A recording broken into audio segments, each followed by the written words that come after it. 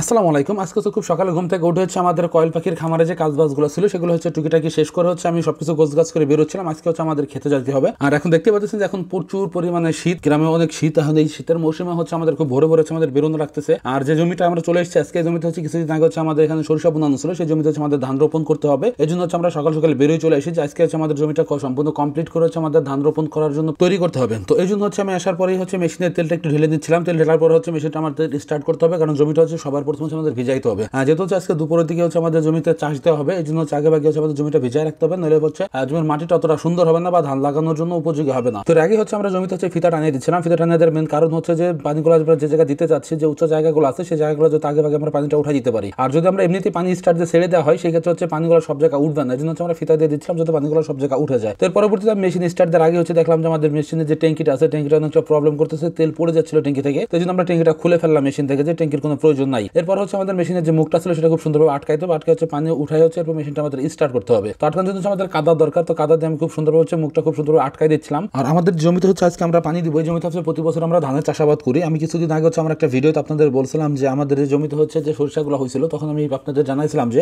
সরিষা তোলার পর হচ্ছে প্রতি বছর আমরা এখানে ধান রোপণ করি। এই বছর হচ্ছে আমরা ফার্স্ট টাইম এই জমিতে হচ্ছে সরিষা বুনাইছিলাম আমরা। তো এখন হচ্ছে আমাদের ধানের জন্য হচ্ছে সবকিছু কমপ্লিট করার জন্য হচ্ছে আমাদের আগে পানি দেওয়া লাগবে। তো এই জন্য হচ্ছে আমি মুখটা খুব সুন্দরভাবে আটকাই নিলাম। আটকাই কমপ্লিট। এখন হচ্ছে আমাদের টিউবওয়েল থেকে হচ্ছে পানিটা তুলতে হবে। তো এই জন্য আমি হাতটা খুব সুন্দর করে ধুয়ে হচ্ছে টিউবওয়েল থেকে পানি তোলার চেষ্টা করতেছি, যে টিউবওয়েল থেকে পানি তোলার পরে মেশিনটা আমাদের স্টার্ট করতে হবে। তো মোটামুটি মাশাআল্লাহ বেশি সময় আমার প্রয়োজন হয় না, অল্প সময়ের ভিতরে যে টিউবওয়েল থেকে আমরা পানি তুলতে পারি। আর যদি অনেকদিন হচ্ছে মেশিন এখানে বন্ধ ছিল, অনেকদিন হচ্ছে মেশিন এখানে আমাদের চালানো হয় না এইভাবে, তারপর হচ্ছে খুব বেশি সময় আমাদের লাগে না এখানে। এরপর হচ্ছে আমি ফিতাটা খুব সুন্দর করে বেঁধে নিচ্ছিলাম। এরপর হচ্ছে আমার মেশিনটা স্টার্ট করতে হবে। মাশাআল্লাহ প্রথম স্টার্টে আমার মেশিনটা স্টার্ট হয়ে গেছে, প্রথমবারই সকালবেলা প্রচুর শীত, তারপর কোনো প্রবলেম আমাদের পড়া লাগে না। তো আমাদের ফার্স্টে হচ্ছে যে জমিতে আমাদের ভিজানোর কথা ছিল, ভিজানোর কমপ্লিট করার পরে আমাদের এখানে চাষ দেওয়া হয়ে যায়। চাষ দেওয়ার অনেকটা সময় আমি এখানে স্কিপ করে গেছি, আমি অনেকটা ভিডিও এখানে আমি নিতে পারিনি। এর মেন কারণ হচ্ছে যে এখানে যে ট্র্যাক্টর দিয়ে চাষটা দেওয়া হয়েছিল, তো তখন আমি এখানে ছিলাম না, এই জন্য হচ্ছে আমি ওই ভিডিওটা কিভাবে নিতেও পারি না বা আপনাদের এখানে দেখাইতেও পারি নাই। আর তারপর আমি ভিডিও নিয়ে বা কি করতাম, আমি ট্র্যাক্টর চালাইতেই জানি না। ট্র্যাক্টর চালাইতে জানলে হয়তো দেখা যাচ্ছে আমি ভিডিও করতাম আগ্রহ করে এখানে। তো এরপরে হচ্ছে আমার হচ্ছে জমিতে আবার পানি দিতে হবে, যে জমিটা চাষ দেওয়া হয়ে গেছে আমাদের, এখানে আবার হচ্ছে পানি ভরে হচ্ছে জায়গায় জায়গায় হচ্ছে যে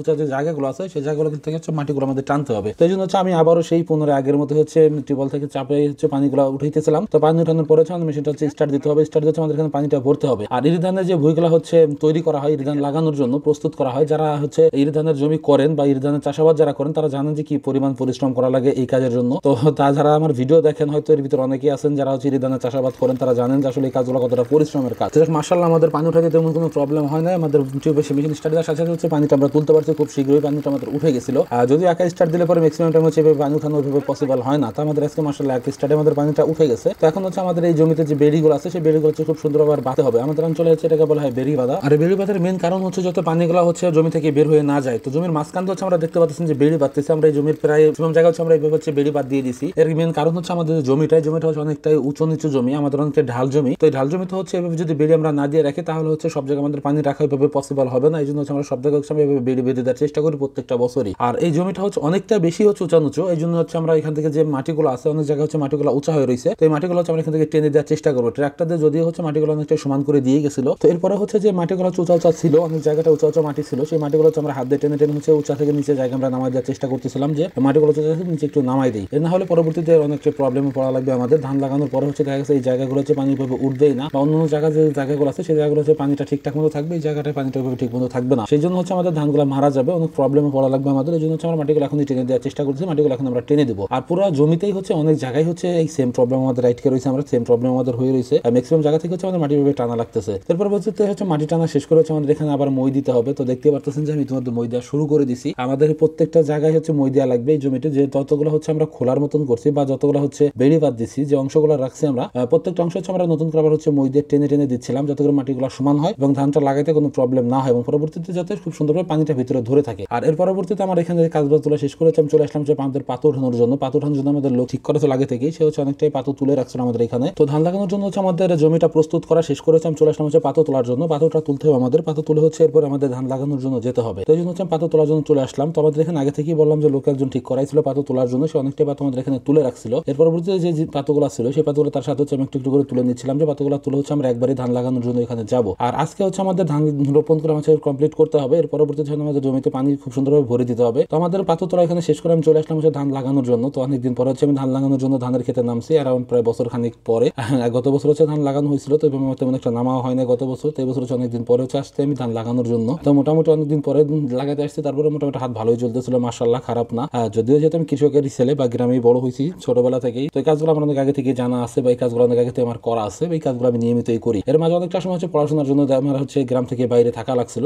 ওই টাইমটা অনেক সময় দেখা গেছে যে আমার কৃষিকাজের সাথে অতটা সম্পৃক্ত ছিলাম না। যদিও পড়াশোনা শেষ করে এখন বাড়িতে চলে আসছি, এখন হচ্ছে আমার এই পরিবারের আদি বিষয়ের সাথে আমি আবার একটা অনেকটা জড়াই পড়ছি।